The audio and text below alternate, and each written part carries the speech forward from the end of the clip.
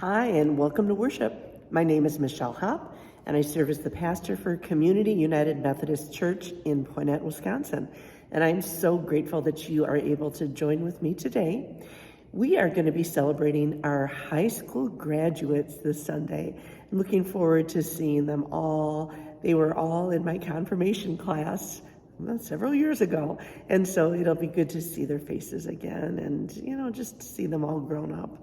And it also is a very special day on Sunday in our church history. It is the day we celebrate Pentecost, when the gift of the Holy Spirit was given to the people and the church began. It is one of my favorite holidays, and often people wear red because it symbolizes the flames that came in and sat on people's heads.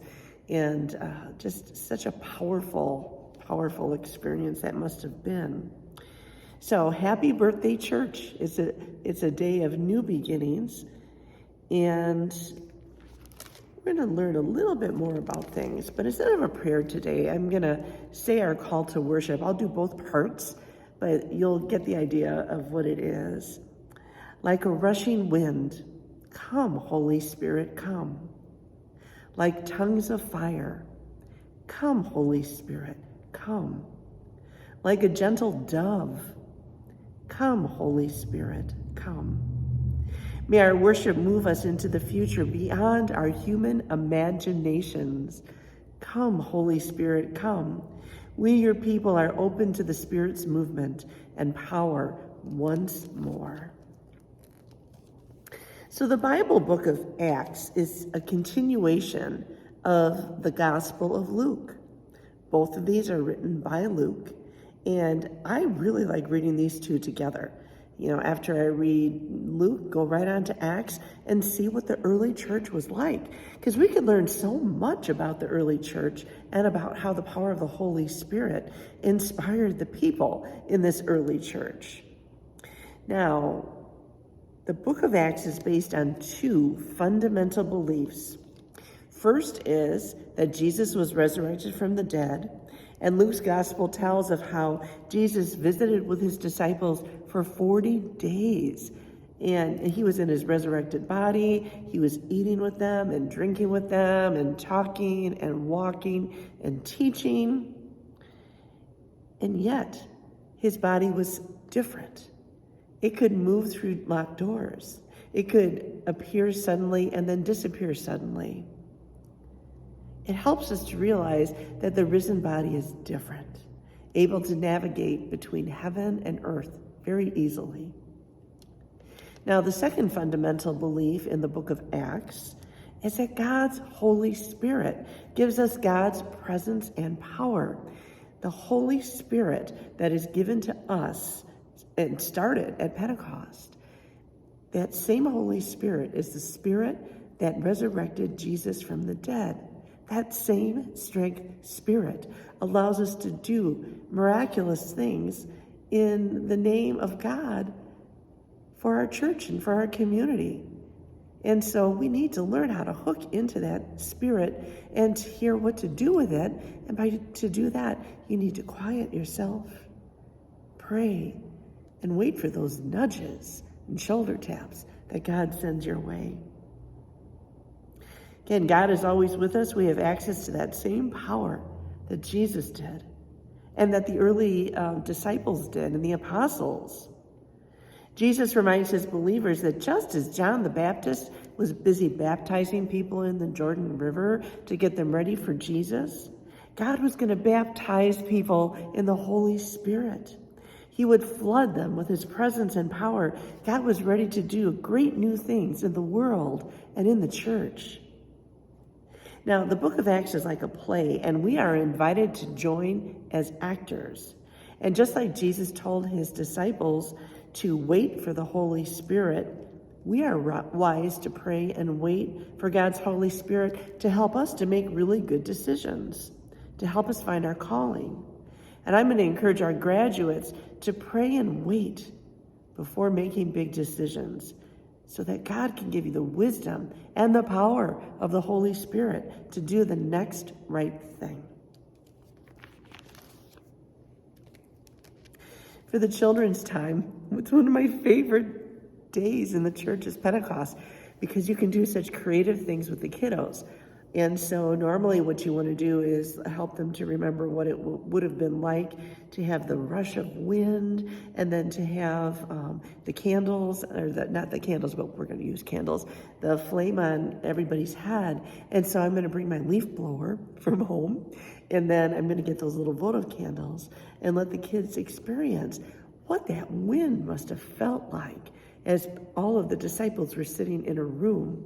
And then also what it may have looked like to have everybody with these flames of fire on top of their heads. And then I'm going to invite people in the congregation who can speak a foreign language to all speak it at the same time, to give a feel for the kids and for all of us. What a miracle Pentecost was, and that it allowed the Holy Spirit to come down and enter people. And as it continues to enter us today, and empower them, and to give them God's presence with them all the time. Jesus said before he went into heaven, I will be with you until the end of time. That's how, through God's Holy Spirit.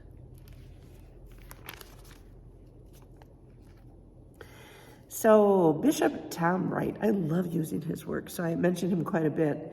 He tells of a time when he spoke at an international Christian student conference, and college students were attending from around the world, so translators were needed to help everyone understand the speakers.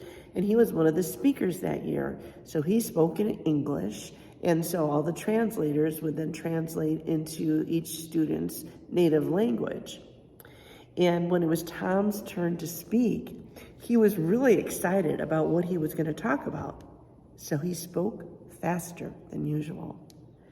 And at the break, the Hungarian translator came to him almost in tears. She says, "You are going too fast." She begged him to slow down. She explained that Hungarian words are 2 to 3 times longer than English words, and she just couldn't keep up. But on that first Pentecost of the Christian church, people didn't need translators to hear the good news of Jesus. They got to hear it right in their language, because they were all gathered there for the Pentecost was one of the holy days where people would come to Jerusalem. And so people from all different nationalities, who were Jews and even Gentiles or non-Jews, they all came. And so now the disciples had the opportunity, because they could speak in tongues or speak in different languages, they could tell the good news of Jesus Christ's death and resurrection, and about forgiveness, and about all of the great things that believers get the benefit of. And so that was really the reason they spoke in tongues. Not to have some sort of mystery language that nobody could understand, but so that they could preach the good news in all these different languages. No translators needed. You might remember the story in Genesis 12 of God's promise that he was going to bless all the nations through Abraham, and we are all the nations today. But just before God made this promise, the people who lived in Babel, they decided they didn't need God. They were going to build this big tower that would reach the heavens, and they wanted to create their own society and do life their own way, because who needs God if we can make a name for ourselves? They, again, thought they didn't need God. But God responded to them the way that God responds to us, and the way God responds to humanity throughout the centuries. He always responds to our human arrogance and pride by overturning our projects, maybe not immediately, but eventually, and causing us ridicule, hoping that we will humble ourselves and realize that God is God and we are not. So on the day of Pentecost, God overturned the curse of Babel and used the gift of tongues in a new way. God allowed the Jewish people to spread the good news of Jesus Christ to all the nations in their native tongues. In this miraculous event, God fulfilled his promise to Abraham. In you and in your family, all the families of the earth will be blessed. Still, some skeptical onlookers didn't understand what was happening, and they thought the disciples were drunk because it was before 9 a.m. They didn't know how these people could suddenly speak so differently, and they were sure that they were tipping the bottle. So here's a call to action for us all. Does our church today have the same energy as we tell others the good news of Jesus Christ? Do we have a spirit-driven new life in our church, in our homes, in our communities? If onlookers walk past our house or our church, would they think that we are drunk before breakfast because we are so filled with the Holy Spirit? Would they even comment about the work we do to spread God's love in our homes, workplaces, and communities? And if not, why not? Is God's Holy Spirit working in other ways? Or have we crushed the Spirit so successfully that nothing is happening? Are we like the people of Babel, thinking we don't need God? We'll build a big tower or monument or perhaps even a beautiful church, but then live as though we are our own gods. I'm going to tell the graduates that they sincerely and genuinely have a choice. Will they accept God's gift of the Holy Spirit, allowing it to lead and empower them to do God's will? Or will they live their life according to their own will and purpose? You know, I pray that we all choose God's gift of the Holy Spirit. And because the earliest believers made this choice, I can say to you today, happy birthday, church. I'm going to send you out into your week with a benediction. With the gift of God's Holy Spirit, we can learn to live according to God's divine purpose, just like the Church of Pentecost. May the Holy Spirit empower you to speak and live the good news of Jesus. And may the Holy Spirit help you to find your distinct calling. Go in peace to love and serve the Lord. And think about yourself.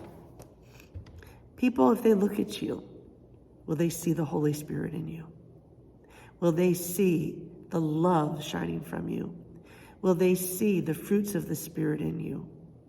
And if not, what can you do to make a change? Have a great week, everybody. God bless you and take care.